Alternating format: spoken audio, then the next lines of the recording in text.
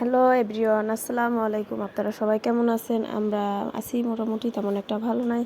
তো আজকে আমি রান্না করব বাটা মাছ এবং রান্না করব পটল দিয়া ঝোল রান্না করব। তো সম্পূর্ণ ভিডিওটি না টেনে দেখুন। এই তো আমি এখন কড়াইতে পটল দিছি, তেল দিছি। তো পটল প্রায় ভাজা হতেছে। এর মাঝে আমি ভাত বসাই দিছি রাইস কুকারে। তো ভাতও প্রায় হয়ে আসছে। তো দেখুন আমার পটল ভাজা হয়ে গেছে। আপনারা কে কোথা থেকে ভিডিওটি দেখতেছেন আর আপনারা সবাই কেমন আছেন অবশ্যই কমেন্ট করে জানাবেন। তারপরে আমি কড়াইতে তেল দিছি, তেল দেওয়ার পরে তেলটা একটু যখন গরম হয়ে আসছে তখন আমি মাছ আস্তে আস্তে দিয়ে দিছি।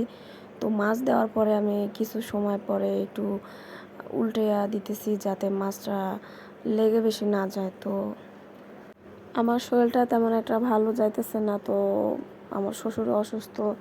আমার শ্বশুরের জন্য আপনারা সবাই দোয়া করবেন, উনি হসপিটালে আছে। তো ওনার আজকে বাসায় আসার কথা। তো সবাই ওনার জন্য দোয়া করবেন যাতে আল্লাহ ওনার যাতে সুস্থ করে দেন। আসলে ঘরের পরিবারের মানুষ যদি অসুস্থ থাকে, হসপিটালে থাকে, তাহলে আসলে আমাদের অনেক খারাপ লাগে। তো দেখুন আমি রান্না করতেছি, আজকে মনটা অনেক খারাপ। তারপরও রান্না বান্না করতে হয়, কাজবাজ করতে হয়, বাচ্চা কাচ্চা সামলাইতে হয়, হসপিটালে খাবার রান্না করে পাঠাতে হয়। সব দিকে সামলাইতে গিয়ে আমার অনেক ঠান্ডা লাগছে, গরম ঠান্ডা। আমার গলা প্রায় বসে গেছে, আমার কথার ভয়েস অন্যরকম হয়ে আসছে। তো আপনারা দেখুন, কি আর করার আছে, কিছুই করার নাই। প্রতিটা মানুষের জীবন আসলে এরকমই। যদি অসুখ বিসুখ হয়, অসুস্থতা যদি হয়, তাহলে আসলে করণীয় আমাদের কিছুই থাকে না। শুধু এতটুকুই পারি আমরা ট্রিটমেন্ট করার জন্য, চিকিৎসা করার জন্য, এতটুকুই আমরা পারবো। এর বেশি তো আর আমরা মানুষ কিছুই পারবো না। এখন মহান আল্লাহ তাআলা যাতে ওনারা সুস্থ করে দেন, এতটুকু আল্লাহর কাছে চাওয়া, এর থেকে বেশি কিছু চাওয়া না। তারপরে আমি এখন মশলা দিছি, পেঁয়াজ বাটা দিছি। তো পেঁয়াজ বাটা দিয়া, মরিচ বাটা আছে, তারপর জিরা, এগুলা সব দিয়া পরিমাণ মতো লবণ দিয়ে খুব সুন্দর করে করতেছি, মশলাটা কষাইতেছি। তো মশলাটা আমার যখন কষানো হয়ে আসছে, তো আমি কি করলাম, পরিমাণ মতন পানি দিলাম। আমার কাছে রান্না বান্না করতে আগে তেমন একটা ভালো লাগতো না। তো এখন রান্না বান্না করতে করতে এখন একটু অভ্যস্ত হয়ে আসছে। তো এখন একটু ভালোই লাগে। রান্নার সবথেকে মূল কারণটা হলো, কাজ হলো তরি তরকারি এটা কাটা, তারপর মশলা ব্লেন্ডার করা বা পাটায় পিষা, এগুলো হলো মূল কারণ রান্নার।